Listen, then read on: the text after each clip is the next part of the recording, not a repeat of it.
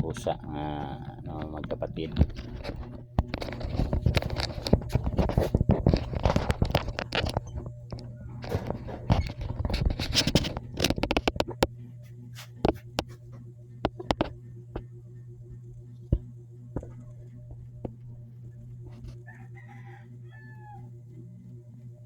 Minsan yan sila nagmamahalan ng pusa na yan.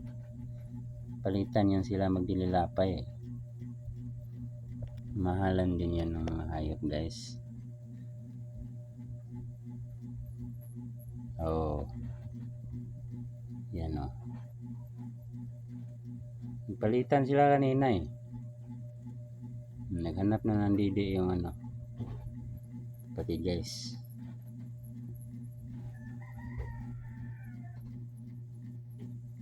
Pero magkapatid yan sila, guys. Tambal yan. Tambal.